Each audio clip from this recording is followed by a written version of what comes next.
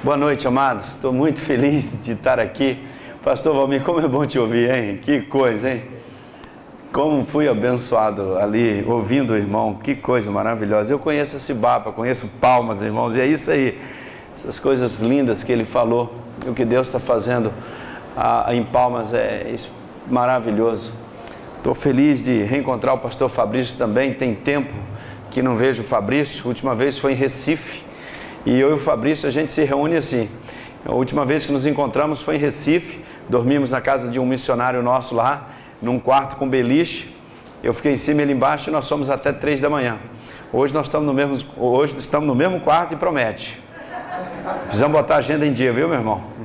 Precisamos ter alguns pontos para a gente atualizar da agenda. Irmãos, esse congresso aqui, esse evento é preciosíssimo, estamos orando por ele, muita gente orando. Louva a Deus pela vida da Convenção Batista do Paraná e todas as convenções aqui do Sul. Louva a Deus pela vida dessas 4 convenções preciosas. E Deus tem grandes coisas para fazer no Sul do Brasil. Deus tem grandes coisas para fazer no Sul do Brasil, irmãos. É muito importante a gente assimilar isso. Deus tem coisas para fazer nesse Sul do Brasil. E Ele vai fazer o que Ele tem para fazer através do seu povo, através da sua igreja. Trago um abraço de todos os nossos missionários, de toda a Junta de Missões Nacionais. Deus abençoe a todos. Quero agradecer a todos os pastores, igrejas envolvidas na campanha agora que estamos vivendo. Eu amo o Brasil e quero ser bênção para a minha nação. Irmãos, esse tema é muito precioso. É uma declaração de amor pelo nosso Brasil, mas também é uma declaração de compromisso com essa nação. Eu amo esse país e eu tenho um compromisso de ser bênção para o meu país. Não é apenas uma declaração de amor abstrata, mas é uma declaração de amor que assumimos posições e assumimos ações de que queremos ser bênção para essa nação. E nós não vamos orar, Deus abençoe o Brasil. Nós vamos orar, Senhor, abençoe o Brasil através da minha vida. Eu tenho orado nesses dias e convidado o povo batista brasileiro a orar. Senhor, abençoe o Brasil através da minha vida. Abençoe o Brasil através da minha família. Abençoe o Brasil através do meu ministério. Abençoe o Brasil através da minha igreja. Abençoe o Brasil através da minha associação, da minha convenção, enfim. Abençoe o Brasil através do meu PGM. Abençoe o Brasil através dos relacionamentos discipuladores que eu vou estabelecer com as pessoas conhecidas que convivem comigo no meu dia a dia. Queridos, eu queria ponderar algumas coisas com vocês aqui nesta noite. A nossa denominação vive um momento muito precioso. Eu acho que nós estamos começando a experimentar, pastor Valmir, assim, um avivamento. Eu tenho conversado com alguns colegas e Deus está fazendo algo muito especial. Algumas coisas estão acontecendo e são muito preciosas, e a gente tem orado por isso. A gente tem que manter o foco com quebrantamento. Quando eu começo a ver um movimento sem estrelas, um movimento com gente simples, com líderes desconhecidos, Deus levantando pessoas estrategicamente em todos os estados desse Brasil, e uma coisa assim muito clara é que o Espírito de Deus, ele está na liderança desse movimento. E eu queria falar um pouco da teologia da multiplicação hoje à noite. Teologia da multiplicação. Queria compartilhar algumas coisas com os irmãos. Mas a primeira coisa, irmãos, eu queria mencionar sobre oração. A vida de oração do líder, ela determina o ritmo da igreja. Não esqueça disso. A sua vida de oração como líder da igreja, líder de uma organização, líder de um departamento, de uma classe de escola bíblica, líder de um PGM, a sua vida de oração determina o ritmo da sua igreja. A sua vida de oração determina o ritmo da sua equipe. A sua vida de oração determina o ritmo do seu ministério. A sua vida de oração determina a sua visão de ministério. A sua vida de oração determina a amplitude dessa visão. A sua vida de oração determina os objetivos do seu ministério. A sua vida de oração determina o limite ou os limites do seu ministério. A sua vida de oração determina os limites da sua igreja. Não só determina o ritmo, como também determina os limites da sua igreja. A sua vida de oração é a chave para todo o agir de Deus, para toda a realização dos propósitos do Senhor, através do seu ministério, através da sua igreja. Irmãos, a gente sabe disso. A gente sabe tudo sobre oração. A gente sabe tudo sobre teologia da oração, a importância de oração, os textos sobre oração. Mas o que a gente realmente precisa é praticar a oração. Precisamos orar muito mais, como crente, como família, como líderes. A prioridade da prioridade na nossa agenda precisa ser a oração, efetivamente a oração. E nós sairmos do discurso para a prática da oração, intencional, como prioridade, e isso vai afetar a vida da igreja, vai afetar a vida dos nossos irmãos, dos nossos discípulos, e você vai ver o movimento de oração na sua igreja crescer, porque oração, irmãos, é um programa na igreja, e oração precisa deixar de ser programa e virar estilo de vida da igreja. Às vezes o culto de oração é um programa da igreja, e as pessoas vão ou não, uma vigília de oração é um programa, mas na verdade, o que o Senhor espera de nós é uma vida de oração sem cessar. Os membros da nossa igreja parados num lugar, esperando no consultório médico, esperando alguém, no momento ali no trabalho, saber que ele pode estar em oração e ele está conectado o tempo todo nesse relacionamento ininterrupto com o Senhor. Esse ponto, não dá para a gente pensar assim, olha, nós vamos ter um crescimento, nós vamos trabalhar esses princípios, nós vamos implantar PGM, vamos plantar igrejas, vamos multiplicar. Irmãos, eu quero lembrá-los que nós estamos travando uma batalha contra o reino das trevas que veio matar, roubar e destruir. É muito importante a gente saber disso, que ele está entrincheirado e ele não vai abrir mão fácil. E ele virá, e ele vai batalhar, e ele vai trabalhar contra, ele vai tentar desencorajar, ele vai colocar obstáculos, ele vai tentar desanimar, porque ele teme que 3 coisas aconteçam. Ele morre de medo que 3 coisas aconteçam.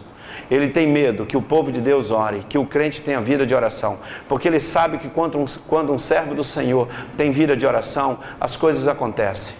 E ele não pode impedir, ele não tem estratégia nem poder para superar a oração do povo de Deus. Então ele teme que isso aconteça, ele teme que o evangelho seja proclamado, ele teme que o evangelho chegue nas casas, nas famílias, chegue no ouvido, no coração das pessoas, porque ele sabe que o evangelho é o poder de Deus, e ele não tem nenhuma estratégia que seja eficaz contra o poder do evangelho. A única forma dele tentar barrar o evangelho é tentar nos desencorajar a não proclamar o evangelho. A única fórmula que o diabo tem para evitar que vidas sejam transformadas pelo poder do evangelho é tentar nos impedir, nos desencorajar a proclamar o evangelho. A terceira coisa que ele morre de medo é que a igreja do Senhor Jesus unida avance, porque as portas do inferno não prevalecem contra a igreja do Senhor Jesus. Queridos, nós estamos enfrentando o reino das trevas e ele vai contra-atacar. E nós precisamos estar atentos a isso e fecharmos o cerco, fecharmos a muralha de oração, a muralha que ora, pastores que oram, pastores que buscam a Deus, pastores que buscam a face do Senhor, pastores que têm intimidade com Deus, pastores que têm comunhão, líderes que têm comunhão, família pastoral que ora, gente que busca a Deus, gente que gasta tempo precioso da agenda, do dia a dia para buscar o Senhor, para ouvir Deus, para ter intimidade com Deus, para buscar o Senhor. Irmãos, se nós negligenciarmos isso, nós podemos ter as melhores estratégias, os princípios e tentar implantar um tanto de coisa na vida dos nossos irmãos. Olha, nós não vamos conseguir, porque a chave disso tudo é o agir do Espírito de Deus, e se Deus não agir não vai acontecer nada. Por isso, a questão da oração é um fato que a gente precisa fazer uma reflexão como batistas. Nós temos muitos livros bons escritos sobre oração, temos programas sobre oração, mas de fato, irmãos, se os pastores batistas brasileiros fizerem uma revisão na sua agenda de oração e nós começarmos a buscar o Senhor e orar mais, nós vamos experimentar um avivamento, algo extraordinário na vida das nossas igrejas, na vida da nossa denominação, e o Brasil vai ser abençoado. Porque a verdade, nós sabemos que a intensidade das atividades do ministério tem roubado o nosso tempo de relacionamento com Deus. E o nosso ministério tem sido um ministério de programa de agenda. E quando na verdade nosso ministério deveria ser um ministério de relacionamento intenso e intencional com Deus. Às vezes a gente está com um programa de ministério, cheio de programas de ministério, cheio de atividades, e nós não temos intimidade com Deus. E nós passamos a ser administradores de igreja.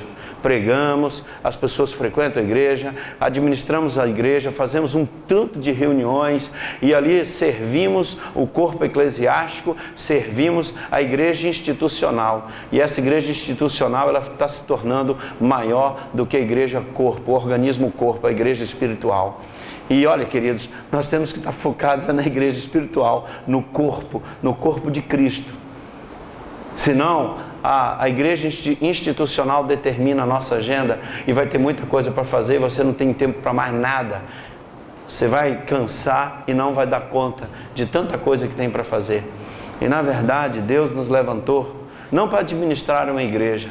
Deus nos levantou para liderar a visão dele nesse tempo, liderar o corpo de Cristo, a noiva. Nós somos vocacionados não para administrar uma instituição eclesiástica. Nós somos vocacionados para liderar a noiva do Cordeiro, para liderar a igreja, o corpo de Cristo, esse organismo espiritual vivo que o Espírito Santo age através dele.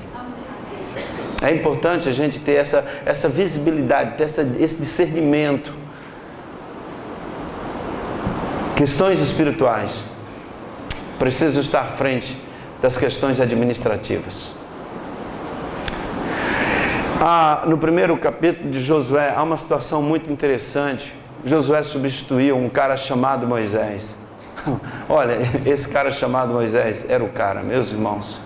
Ele liderou o povo 40 anos. Moisés foi o líder do deserto, o líder da escassez, líder das dificuldades. O cara enfrentou o faraó e saiu com aquele povo, deserto afora. O povo tinha um respeito pela liderança de Moisés. Gerações e gerações, Moisés estava sempre sendo lembrado. E Josué foi chamado pelo Senhor para substituir simplesmente Moisés. Ele estava cheio de preocupações, cheio de medos. E o povo, tem uma palavra do povo de Deus para Josué muito interessante no primeiro capítulo. O povo diz, os líderes de Israel dizem para Josué: Josué, não fique preocupado não, nós vamos te obedecer como obedecemos Moisés, nós vamos te ouvir como ouvimos Moisés, mas que o Senhor seja contigo, que você seja um homem de Deus, que você ouça Deus, que você tenha intimidade com Deus, porque nós queremos ser liderados pelo homem de Deus. Alguém que tem intimidade com Deus, alguém que tem relacionamento com Deus, alguém que conhece Deus, alguém que trará a palavra de Deus. Irmãos, não tem como termos isso se não tivermos vida de oração, vida de intimidade com Deus. Essa é a chave do negócio, se não tivermos intimidade com o Senhor. Esse ponto me preocupa muito, irmãos. Preocupa muito. Nós batistas gostamos muito de reuniões, debates e pela ordem e coisa e tal, e discutimos às vezes coisas tão irrelevantes, machucamos, saímos machucados, e às vezes por uma frase. Eu me lembro de uma assembleia da Convenção Batista Brasileira, pastor Silvado dirigindo como presidente, e aí um debate, aí surgem alguns juristas, alguns advogados e tal, e debate, passamos quase 3 horas durante aquela tarde, e eu sentado ali de castigo olhando, e participando, claro, alegre, feliz da vida. E aí eu comentei com a pessoa do lado, né? Eu comentei com o lado assim, aqui, você sabe qual a relevância disso para o reino de Deus? 0 ao quadrado. 0 ao quadrado. Coitado do pastor Silvado, sofrendo com aquilo, coisa simples, que era para passar. Aí aí a gente discute aquilo. Aí você vai perguntar, como é que está a vida de oração daquele cara que está lá no microfone falando um tanto de coisa? Como é que está a vida de oração? Como é que está a vida dele de discipulado? Ele está se relacionando a alguém, ele está discipulando alguém, ele está ganhando alguém para Jesus, ele está investindo a sua obra no reino. E irmãos, nós perdemos tanto com isso. Teve uma época na minha igreja, quando eu pastoreava em Brasília, eu reuni a liderança e falei assim, esse ano nós vamos cortar 50% das reuniões. E esses 50% nós vamos aplicar essas horas de reuniões nas casas das pessoas, dos não crentes, lá fora. E vamos ver o resultado que vai dar. E eu acho que vai dar muito mais resultado para o reino de Deus do que a gente gastar tanto tempo com reuniões aqui discutindo coisas que não vão contribuir muito. E aí as vaidades afloram, os orgulhos, os ódios. E isso, irmãos, às vezes a gente se machuca tanto e a obra não avança, divide e a gente perde o foco do corpo de Cristo, porque estamos focados, no institucional, nesse organismo institucional. E nós batistas precisamos deixar de ser menos institucionais e mais espirituais. Não sei se como líder da denominação eu posso falar isso, mas eu acho que nós devemos ser menos institucionais e mais espirituais. Servirmos mais as coisas do Espírito do que as coisas dos regimentos e estatutos. Sermos menos eclesiásticos e mais espirituais, em nome de Jesus. Irmãos, com todo temor, diante da nossa denominação, precisamos ser mais espirituais e menos eclesiásticos, menos institucionais, e voltarmos para as coisas do Espírito. Nós precisamos de um tempo para voltarmos para as coisas do Senhor, para a simplicidade, para a humildade, para o perdão, para o quebrantamento, deixando as vaidades de lado, deixando as posições de lado. O que importa, irmãos, é a posição de Jesus. E olha, eu aprendi uma coisa com um missionário nosso, um dia ele falando para a gente na junta: olha, a humildade é nunca se ofender com nada. Humildade é nunca se ofender com nada, porque a pessoa, quanto mais orgulhosa, ela se ofende com qualquer coisa, qualquer coisinha. Aí fala assim, olha, qualquer coisinha ofendeu aquele orgulho. Não, cheio de razão. E Jesus não é assim. E eu aprendi isso com o pastor Cirino Refosco. Ser humilde é nunca se ofender com nada. Quanto mais fácil se ofende, é o orgulho que está aflorado. O nosso Redentor era humilde e Ele nos ensinou a humildade, queridos. Por isso, esse ponto me preocupa muito num projeto gigante de evangelização discipuladora para o nosso país. Nós vamos bater de frente, irmãos, com o reino das trevas. A nossa luta não é igreja com igreja, não são entre instituições batistas, não é disputando para ver quem é o melhor líder, o maior líder, ou a maior igreja, ou a melhor igreja, quem mais cresce, quem é mais organizado, quem tem a melhor visão, a melhor estratégia e ser a estrela.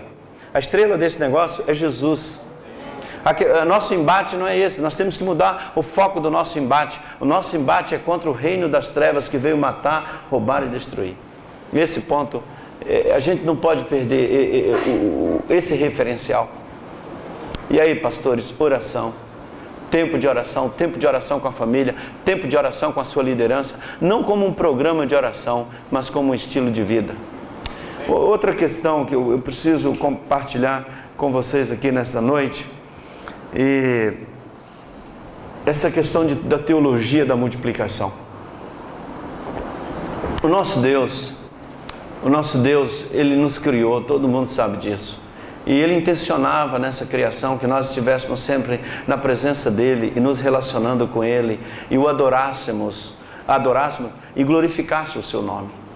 E Ele nunca desejou que a gente se afastasse dEle. Mas infelizmente o pecado entrou na nossa história e a nossa natureza ela foi contaminada pelo pecado. A nossa natureza ela se tornou incompatível com a natureza de Deus e nós fomos colocados fora da presença de Deus. Porque agora não podíamos mais nos relacionar com Ele. Mas Deus, Ele sempre nos amou e nunca desistiu de nós. E no dia que nós pecamos, Deus se tornou um missionário. Deus é o missionário, irmãos. Quem está em missão não somos nós, é Deus. Nós não somos missionários. Não somos nós que estamos em missão. Não somos nós que estamos buscar e salvar o que está perdido. A missão é de Deus. Em todo o Velho Testamento, Ele está agindo, visando mostrar que nos ama e empreender um projeto missionário de resgate daquilo que estava perdido. Aliás, quando Ele deixa a sua glória, Ele renuncia a sua glória, Ele se esvazia, toma forma humana, habita entre nós. Ele diz aos seus discípulos que a sua missão era buscar e salvar o que estava perdido. Jesus veio porque Deus está em missão buscando o que está perdido. A missão de alcançar o Brasil não é nossa, é do Espírito Santo. A missão de fazer discípulos não é nossa, é do Espírito Santo. Quem está por trás disso, irmãos, é o Espírito de Deus. Alcançar o Brasil não é um projeto de missões nacionais, ou de uma convenção estadual, ou da Convenção Batista Brasileira. Isso é coisa do Espírito. O interesse disso é do Espírito de Deus. É Ele que quer alcançar. É Deus quem está em missão. Não sou eu que estou em missão para alcançar o Brasil. Nem você. Nenhum de nós. É Deus que é o missionário. Nós não somos missionários. É Deus que, desde que pecamos, Ele está trabalhando para buscar e salvar o que está perdido. Jesus veio, se sacrificou por nós. Ele ressuscitou e voltou, mas Ele enviou o seu Espírito. O Espírito Santo veio e habitou em nós. E Ele é o missionário. A gente pode ver lá no livro de Atos o tempo todo o Espírito de Deus agindo, liderando tudo isso. Ele está liderando agora. Ele está liderando agora, meu irmão, liderando você. Ele está sabendo o que está acontecendo no Brasil. Ele conhece cada bairro desse país, cada beco, cada viela, cada favela. Ele conhece cada comunidade ribeirinha, conhece cada pessoa que está vivendo debaixo de um viaduto, conhece cada pessoa que precisa de Jesus. Ele conhece tudo, Ele sabe de tudo. E a estratégia para alcançar o Brasil, o interesse de alcançar o Brasil com a palavra dEle e o mundo é do Espírito dEle, é Ele mesmo que está em missão, a obra é dEle e o poder é dEle e é Ele que vai fazer isso. É muito importante a gente ter claro essa teologia, a teologia da missão, de quem é que está por trás disso e de quem é o interesse é de Deus. Agora, outro aspecto dessa teologia que a gente precisa entender é que como Deus age. E aí que a gente entra na história. Deus está em missão. E Ele então age através do corpo de Cristo. Então a igreja é o corpo de Cristo. Nós somos a igreja. Aprove ao Senhor agir através da igreja. Através da igreja, Ele cumpre a sua agenda de alcançar todos com o Evangelho de Cristo, porque Ele morreu por todos e Ele quer que todos sejam alcançados. O esforço do Espírito para alcançar todos através da igreja. Então, nesse caso, missão é permitir que Deus cumpra a sua agenda através das nossas vidas, como corpo de Cristo. É incompatível, é incompreensível que alguém que é templo do Espírito Santo, que o cabeça é Cristo, não esteja envolvido na missão. É incompatível alguém que nasceu de novo, foi regenerado, é templo do Espírito, é corpo de Cristo, é igreja, é corpo. E essa pessoa não está envolvida na missão do Deus que a salvou, habitou nela, regenerou essa pessoa e quer usá-la para que Ele cumpra a missão. É incompatível. Então nós temos uma quantidade de pessoas dentro das nossas igrejas, nessa condição de templos do Espírito Santo, o Espírito habita nelas, o Espírito está em missão, mas essas pessoas elas não estão disponíveis para o Espírito Santo usar. Porque, na verdade, nós produzimos membros de igrejas e não discípulos, membros frequentadores, membros para o nosso hall de membro, para nos ouvir, membros para o hall de membros, para nos ouvir toda semana, porque nós nos preparamos no seminário e precisamos de alguém que nos ouça toda semana. E eles são frequentadores. E a vida deles é frequentar e corresponder com isso, e contribuir, e estar na doutrina, e não criar problemas. Então eles frequentam, esse corpo de Cristo frequenta, para nos ouvir. E nós produzimos, irmãos, muitos membros de igreja. Nós estamos produzindo membros de igreja, e não discípulos que se multiplicam. E discípulos que permitem que o Espírito que habita neles trabalhe e cumpra a missão do próprio Espírito através deles, porque eles são corpo de Cristo, e a missão de Deus, ela acontece através do corpo de Cristo. Nós somos cooperadores de Deus, como diz Paulo, e aprove ao Senhor cumprir a sua agenda missionária, cumprir a sua missão através do corpo de Cristo, a igreja.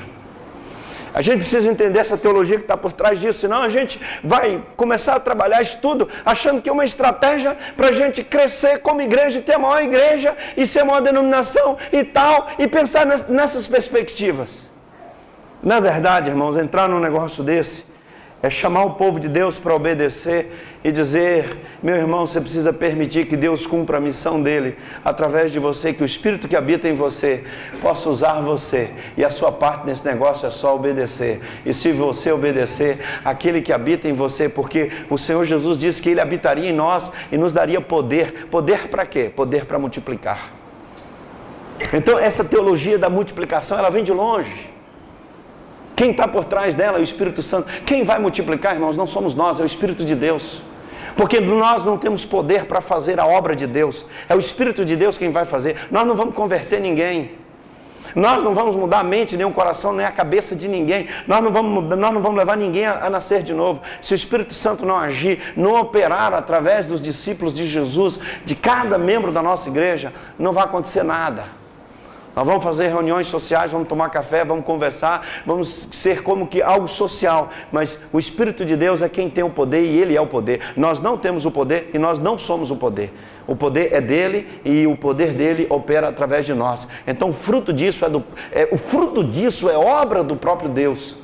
E o fruto disso pertence ao Senhor. Então a multiplicação de discípulos, irmãos, é uma ação do Espírito Santo e não do ser humano. O Espírito Santo agindo através do ser humano. E a glória da multiplicação de discípulos é a obediência e permitir que aquele que habita em nós execute a obra para que haja multiplicação e ele alcance todos que estão perdidos, porque ele veio buscar e salvar o que estava perdido. A gente precisa ter esse discernimento e levar esse entendimento para os membros das nossas igrejas, porque até então, irmãos, nós temos um processo pedagógico de membresia na cabeça dos nossos irmãos batistas. Há um modelo mental instalado, que ser um crente batista fiel é ser frequentador da igreja. E lá atrás do certificado de batismo, você assume um compromisso de frequência, e que se mudar para outro lugar, você deve procurar uma igreja da mesma fé e ordem. Bom, e se não tiver, comece um na sua casa. Não está isso no texto, não. E aí ameniza assim: não, procura um metodista, uma presbiteriana, mais ou menos assim e tal. Na verdade é porque nós não treinamos os nossos membros. Se você mudar para uma comunidade, para uma cidade, para um bairro que não tem uma igreja, comece uma na sua casa, porque você é a igreja. O nosso conceito de igreja também precisa mudar. A gente precisa virar essa chave. O conceito de igreja que nós temos, que os nossos membros têm, é um conceito de igreja institucional. E nós precisamos trabalhar esse conceito para um conceito espiritual, de que Ele mesmo é a igreja e que lá está o templo. E algumas chaves, irmãos, a gente tem que trabalhar. Isso não é da noite para o dia, não. Mudar modelos mentais não é fácil. Até nós pastores, nós líderes, os modelos mentais para a gente trabalhar não é fácil. A força do hábito é um negócio impressionante. A força do hábito às vezes supera a nossa racionalidade. E nós temos uma longa jornada, pastor Fabrício. A parada não é brincadeira, querido. Pastor Flávio, a jornada é longa. E não é um programa, não é um projeto para um dia, para dois. E não é um pacotado que a gente vai, agora vamos implantar isso aqui, a coisa vai virar. Não, meu irmão, é um trabalho intenso, de oração, de perseverança. O pastor Valmir compartilhou alguns desses pontos, dessas questões para nos alertar. A jornada é longa, mas ela é bonita, porque Deus está agindo, e é o poder de Deus que vai operar e vai fazer toda a diferença na nossa denominação. Irmãos, olha, eu creio nisso. Vou falar uma coisa para vocês. Eu tenho 8 anos que eu estou na junta, completados agora em junho, e eu cheguei na junta animado, motivado, né? E algumas pessoas até falavam assim: esse moço aí chegou com muita sede ao pote, é só uma questão de tempo, ele vai perder esse ritmo e tal, então ele vai voltar lá para a Caixa e tal, que ele pediu licença, ele vai acabar a licença e vai voltar. Acabou a licença, eu pedi demissão da Caixa, rompi definitivamente com a Caixa, e é o seguinte: passado 8 anos eu estou mais motivado, eu estou com mais sede ao pote do que quando eu cheguei na junta. Pensa num cara animado, pensa num cara motivado para a gente chegar até a última pessoa do Brasil com o Evangelho de Jesus. Nem que eu tenha que dar minha vida, meu irmão. Pensa, é alguém assim que Deus tem cada dia colocado mais no nosso coração. Não recua, não. Nós vamos para cima, em nome de Jesus. Vamos trabalhar dedicados, com humildade, irmãos. E Deus está levantando um exército nesse Brasil. Deus está levantando gentes preciosas em tudo quanto é lugar. Coisas lindas. Eu fui no interior da Amazônia recentemente. O que está acontecendo nas comunidades ribeirinhas, irmãos, na formação de líderes, é impressionante. Na Assembleia da Convenção, agora em Santos, nós vamos levar um rapaz lá para testemunhar, chamado Ediardes, um menino da comunidade de Jacaré, uma comunidade que fica 2 dias e meio de barco lá de Manaus. Esse menino foi ganhado pela nossa turma, foi evangelizado no relacionamento discipulador, PGM, dentro das comunidades ribeirinhas, só Jesus, debaixo de árvore, irmãos. E esse menino, agora ele é líder. E ele está plantando uma igreja. Ele falou com tanta desenvoltura, impressionou todos os pastores que estavam lá, surgindo no meio do mato, no meio da floresta amazônica. Deus está levantando gente. Deus está levantando gente, irmãos, das Cracolândias. Tem um menino plantando igreja chamado Gutenberg, eu encontrei lá na comunidade de Moreira, no fim do mundo da Amazônia. Ele foi um dos primeiros frutos da Cristolândia de São Paulo, passou no programa Radical, depois teve o Radical Amazônia, ele se ofereceu para ir, daí levaram para lá, ele fez o Radical Amazônia, hoje ele está no programa de formação missionária, ele está plantando, cuidando de três comunidades ribeirinhas, vai casar agora. E o pessoal ama aquele rapaz, ele liderando, é impressionante, ele passou 14 anos morando nas ruas de São Paulo. Irmãos, o Espírito Santo pegou um cara que morou 14 anos nas ruas de São Paulo, no crack, e transformou esse menino num líder, plantador de igreja. Ele está liderando a igreja do Senhor Jesus, o corpo de Cristo está sendo liderado por alguém que era lixo, e o Espírito Santo habitou nesse lixo, porque na verdade quem vai fazer a coisa acontecer não é o Gutenberg, é o Espírito que salvou, restaurou, regenerou, é o Espírito de Deus que vai atuar através dele, irmãos. Quando a gente quer fazer o ministério, quando a gente quer liderar a igreja de Jesus, ela vai ser o nosso limite. Quando o Espírito Santo lidera a igreja, o limite é o Espírito Santo. Muitas igrejas, irmãos, estão limitadas porque nós estamos liderando a igreja. Se nós deixássemos o Espírito Santo liderar a igreja, elas estariam indo muito mais longe, porque é o Espírito Santo que é o líder da igreja. Ele é quem está no controle, e nós temos que entender isso, o agir de Deus, e o perigo é a gente não ter essa percepção do agir de Deus. E mesmo sendo líderes religiosos, teólogos, conhecedores da palavra, zelosos da doutrina, a gente pode não ter percepção do agir de Deus. Lembro-me do texto do capítulo 9 de João, quando um cego de nascença foi curado por Jesus. Chegou ao conhecimento dos líderes religiosos que Jesus tinha feito aquilo num sábado. Chamaram esse rapaz, instalaram uma CPI para investigar, aí chamaram o cara para conversar e foram para cima dele, chamaram os pais dele. Perguntaram: esse é teu filho? Ele falou: não, é nosso filho. Era cego de nascença. Quem curou? Eu não sei, pergunta para ele, porque ele deve saber, ele já tem idade para saber. Estava morrendo de medo de ser expulso da sinagoga, porque os líderes religiosos estavam dizendo: não é de Deus isso, Deus não faz isso, Deus não trabalha no sábado, Deus não faz milagre no sábado. Os doutores da lei, aqueles que tinham conhecimento, o domínio do conhecimento de Deus, não conseguiam perceber o agir de Deus. Olha que negócio. Aqueles homens estavam negando o agir de Deus. O Filho de Deus encarnado curou um homem, curou um cego de nascença, e aqueles homens que conheciam tanto a palavra, tinham zelo da doutrina, defendiam a doutrina, questionaram e usaram princípios da própria palavra de Moisés, questionando o que Jesus estava fazendo, e aqueles líderes religiosos não percebiam o agir de Deus. Irmãos, isso é perigoso no nosso ministério. Com todo o conhecimento que temos, com toda a nossa teologia, com todo o nosso zelo doutrinário, todo o nosso zelo com a eclesiologia, com a igreja, às vezes a gente não percebe o agir de Deus. Aqueles líderes em Israel não conseguiam discernir o agir de Deus, e Jesus estava ali bem pertinho, agindo. Jesus estava fazendo coisas lindas. Ele encontrou depois aquele rapaz, e o rapaz entrega a sua vida a Jesus e passa a seguir a Jesus. Aqueles líderes religiosos chegaram no momento, e eles questionando o rapaz: mas quem te curou? O que você acha? Ele falou: gente, é o seguinte, eu não sei de nada não, o que eu sei é o seguinte: eu era cego, agora eu vejo.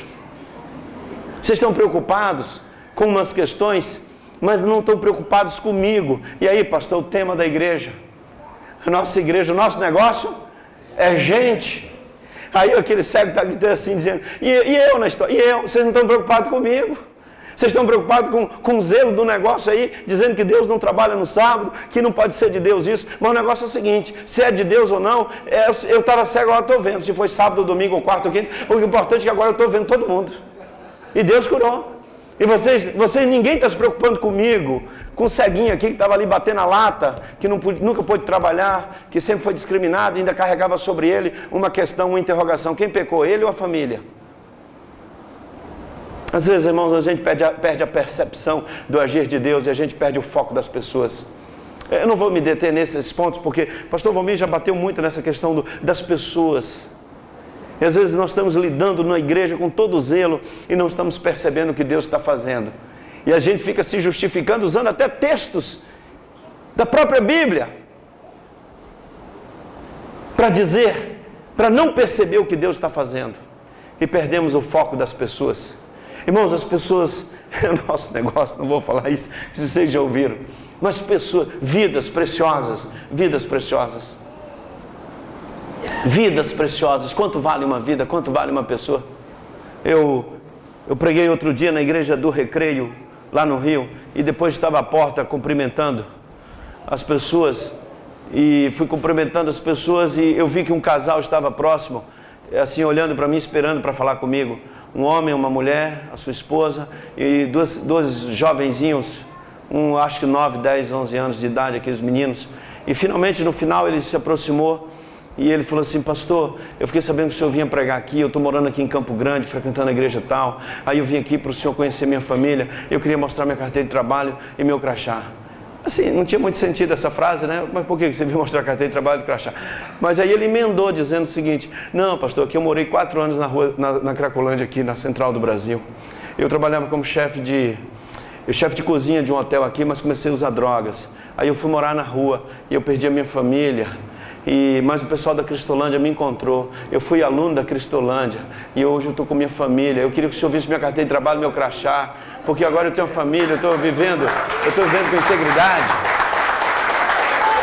Aí assim, eu não sabia o que falar, eu dei um abraço nele. Aí eu virei para a menininha dele, para a menina, sei lá, uns 9, 10 anos a menina, e eu falei assim: e o papai agora?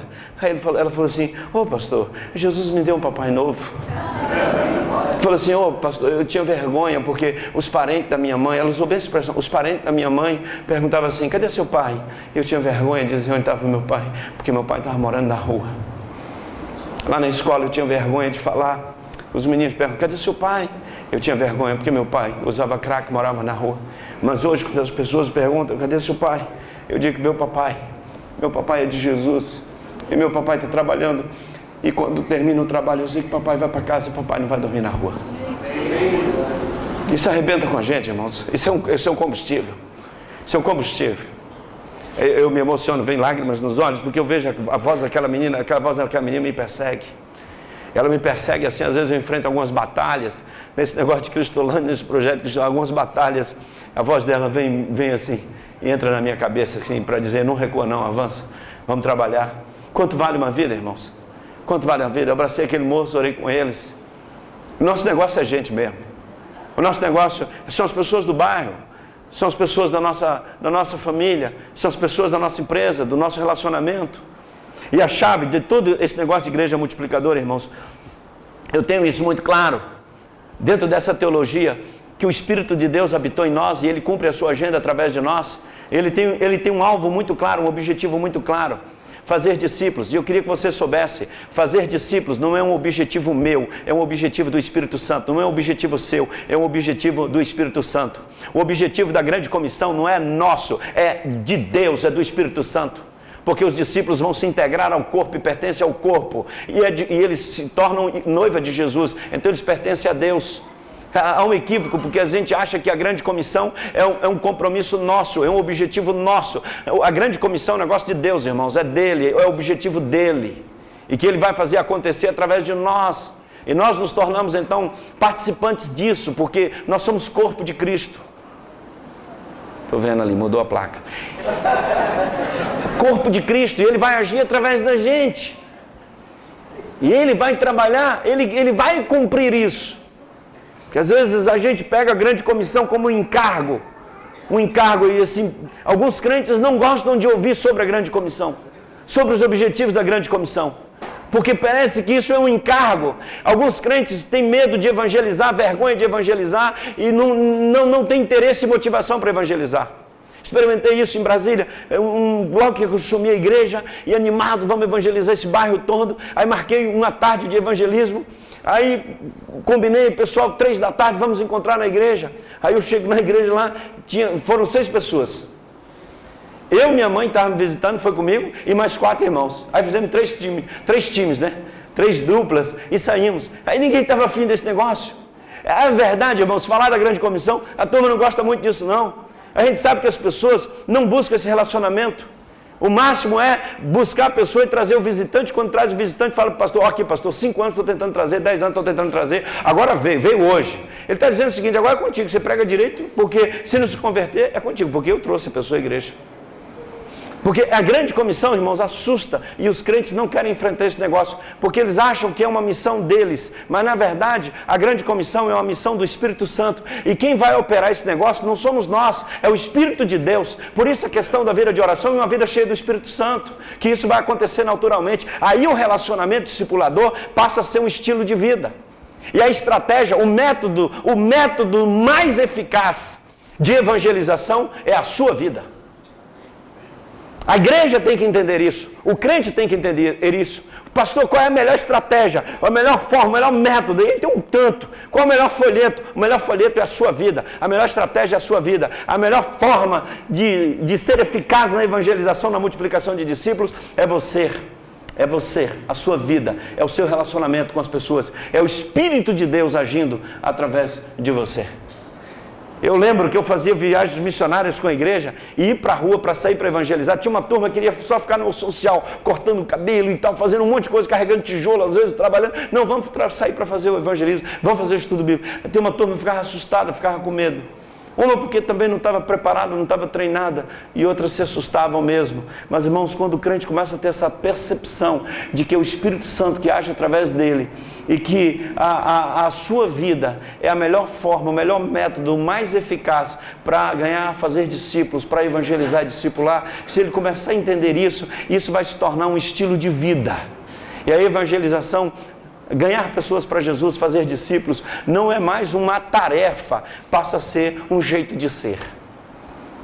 Até então é tarefa, é trabalho, assusta, mas quando passa a ser um estilo de vida natural, influenciado e coordenado pelo Espírito Santo, irmãos, isso flui de uma forma muito natural. Aí a questão motivacional, a motivação vem de onde? Vem do Espírito.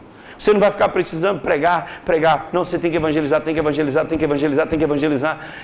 A gente cansa de pregar que as pessoas precisam evangelizar. Se isso não vier, se isso não for uma motivação natural, oriunda do próprio Espírito agindo, meu irmão, não vai acontecer não vai acontecer nada. Essa motivação que vem do Espírito. E aí a intencionalidade fica aguçada.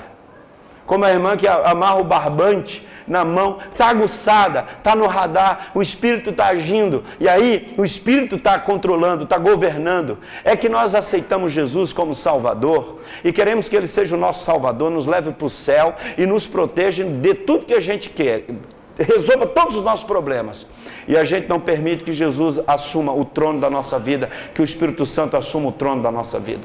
Irmãos, nós convidamos Jesus para ser o nosso Salvador, mas nós continuamos com o governo. E quando o Espírito Santo assume o governo, as coisas acontecerão naturalmente na nossa vida. E nós vamos permitir que Deus cumpra a sua agenda através das nossas vidas. Que Deus cumpra a sua missão através das nossas vidas. Porque Ele assume o governo completo, o governo do nosso dia a dia. O governo de todas as áreas do nosso ser.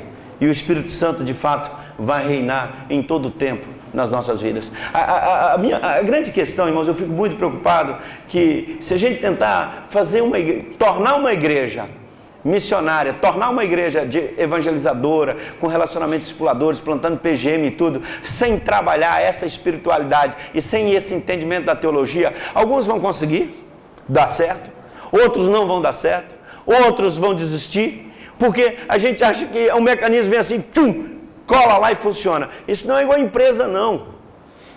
Isso é o agir do Espírito de Deus, que as coisas vão acontecer. Eu fui ordenado pastor muito novo. Com 21 para 22 anos eu me tornei pastor. Muito novo. E eu fui pastorear uma igreja em Belo Horizonte. Tinha uns diáconos, aqueles diáconos foram bênção na minha vida. Aqueles diáconos foram bênção na minha vida, irmãos. Homens já mais idosos, anciãos. E eu lembro que alguns deles reclamavam assim, chamava a atenção de alguns membros. Olha, ele não é mais seminarista Fernando, não, agora é pastor Fernando. Tem que chamar de pastor. Eles me ajudaram muito. Ajudaram muito. Já numa primeira reunião, um dos diáconos, um líder lá, não era diácono, não, um líder falou assim: pastor, o senhor tem que proibir palmas na igreja. Eu falei, aí o outro diácono falou assim: mas o pastor está novinho, chegando agora, você já vai dar esse problema para ele resolver? Não, ele não tem que resolver isso não. Por que o outro pastor mais antigo não resolveu? Aí eles me ajudaram muito. Mas tinha um diácono lá muito precioso, chamado Zé Maria. Irmão Zé Maria, 72 anos. Um homem que nasceu em São Gabriel da Palha, no norte do Espírito Santo, uma cidade do norte do Espírito Santo, uma cidade de plantação de café. Casou com uma polonesa chamada Regina Mizewska.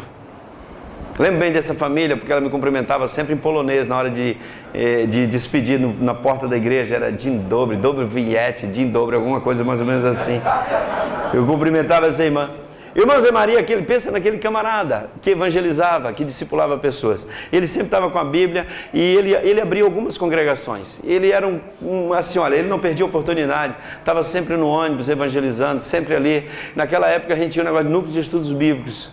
Tem nada novo debaixo do céu, pastor Fabrício. Núcleos de estudos bíblicos, pastor Flávio. E o irmão Zé Maria sempre estava envolvido nisso. Pensa naquele camarada que naturalmente o Espírito trabalha através dele. E ele ganhou muita gente para Jesus, muita gente.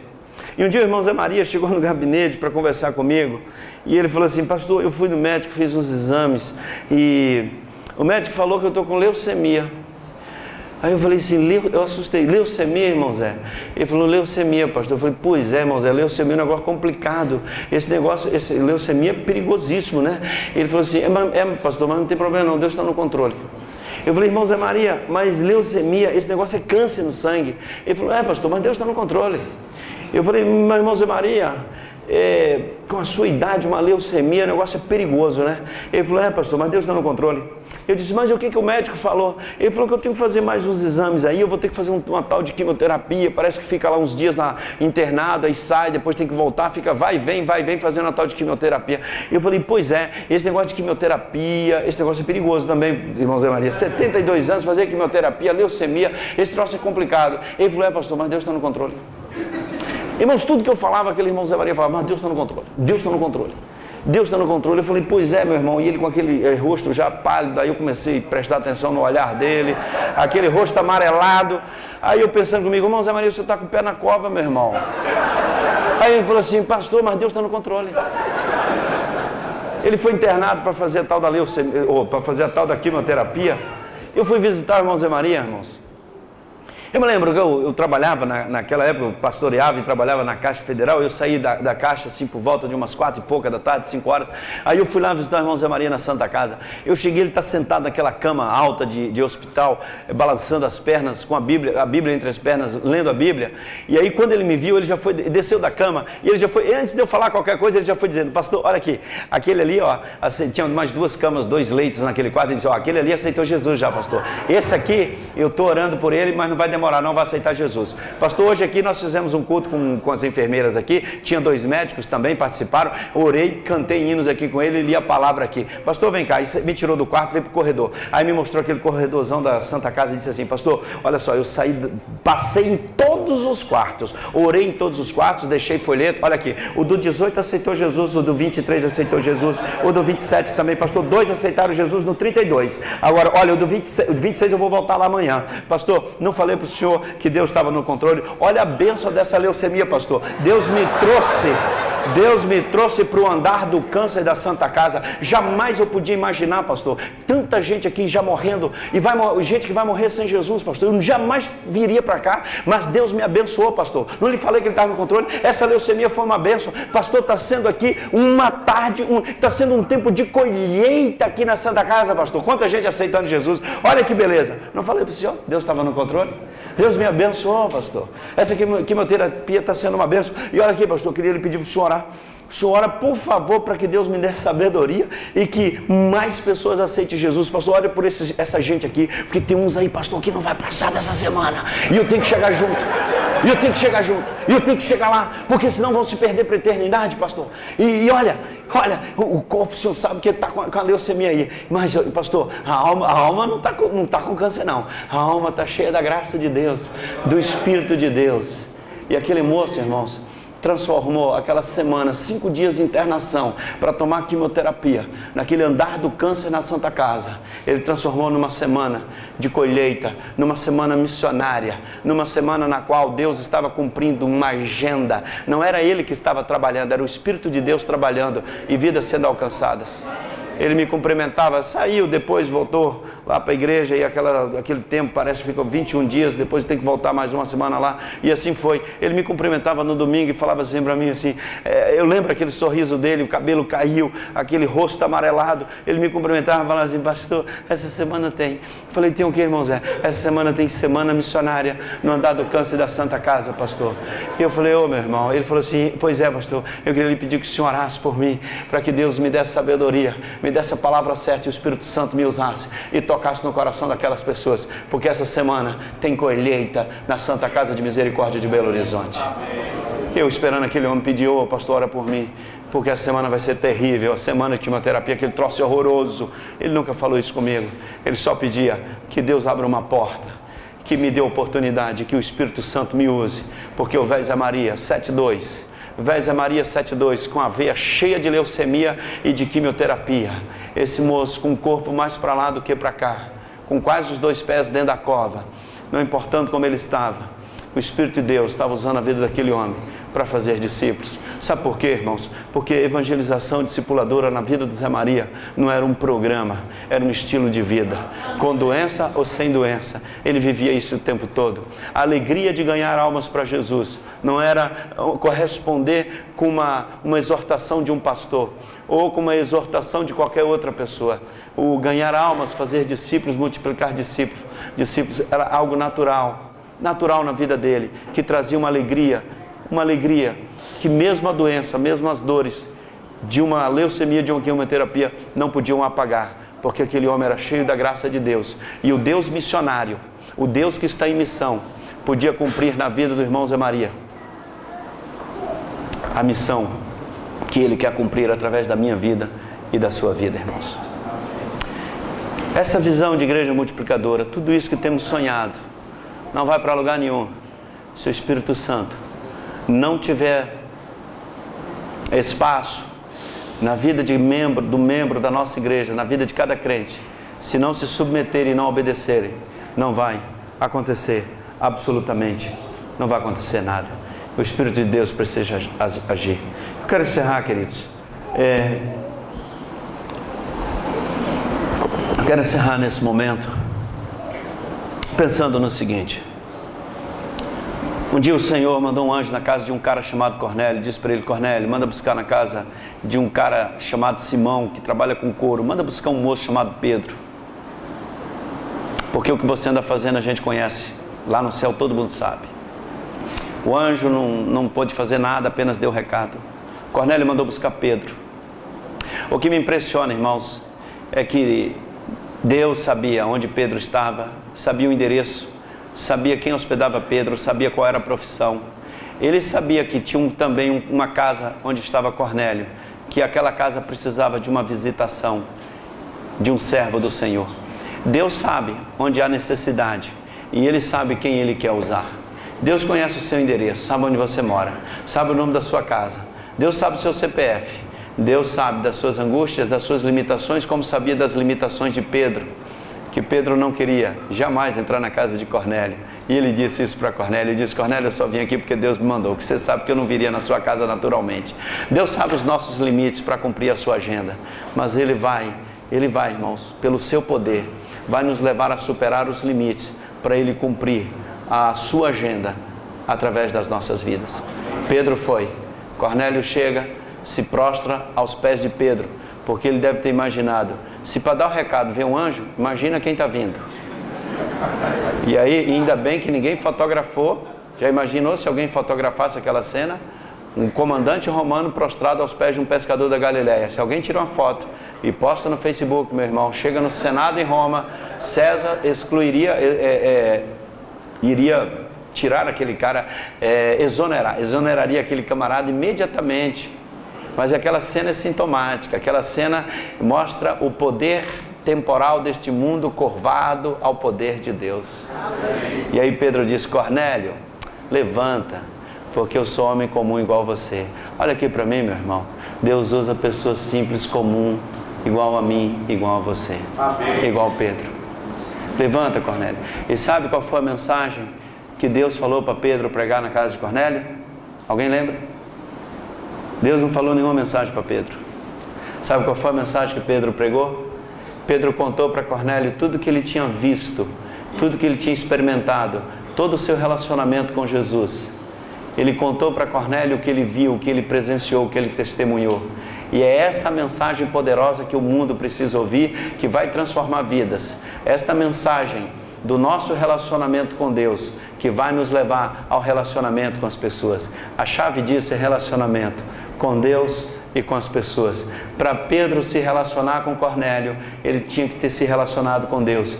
E a mensagem que ele levou para Cornélio foi exatamente o seu relacionamento com Deus. O que os nossos membros precisam aprender é que a mensagem que eles vão pregar e que a mensagem poderosa que transforma não estão nos livros. Esta mensagem não está nos livros. A mensagem poderosa é a sua própria vida, é o seu relacionamento com Deus. Essa é a mensagem que os crentes simples, como o irmão Zé Maria, gente simples, gente analfabeta, pode, fala do seu relacionamento com Deus, para que as pessoas conheçam esse poder transformador do Evangelho de Cristo Jesus. Amém e amém. Vamos orar, queridos. Feche seus olhos, baixe sua cabeça.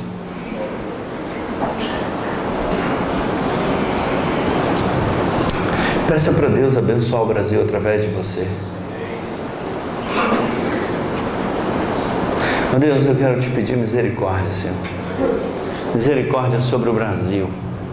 Misericórdia sobre a nossa denominação batista. Queria te pedir misericórdia sobre a minha vida. Pai, eu queria te pedir perdão. Perdão pelas vezes que eu poderia ter orado mais e não orei. Perdão pelas vezes que eu poderia ter aproveitado para me relacionar com mais pessoas. Ó Deus, eu queria te pedir perdão pelas oportunidades que eu perdi de fazer discípulos, de influenciar pessoas, influenciar líderes, formar líderes. Pai, eu queria te pedir perdão pelas vezes que eu bloqueei a ação do Teu Espírito, que eu bloqueei a Tua agenda na minha vida, porque eu dei mais prioridade à minha própria agenda. Queria te pedir perdão, Senhor. E hoje, Pai, eu queria te pedir uma coisa. Tem misericórdia, Senhor. Além de me perdoar, nos perdoar, eu queria que a Tua agenda, Senhor, assumisse a primeira linha de prioridade da minha agenda. E que a minha vida de oração, Senhor, fosse a coisa mais importante no meu relacionamento contigo. Que o meu relacionamento contigo, Senhor, fosse a coisa mais importante da minha vida. Ó Deus, eu quero te pedir que o Senhor me ajude, porque eu quero colocar sempre o meu relacionamento contigo como a coisa mais importante. Eu quero ficar sem comer, Senhor, mas eu não quero ficar sem me relacionar contigo, sem ter intimidade, Senhor. Eu quero passar talvez a vergonha de não cumprir algumas coisas da minha agenda no dia a dia, mas não quero, Senhor, ficar sem ter relacionamento contigo, sem ter intimidade com o Senhor.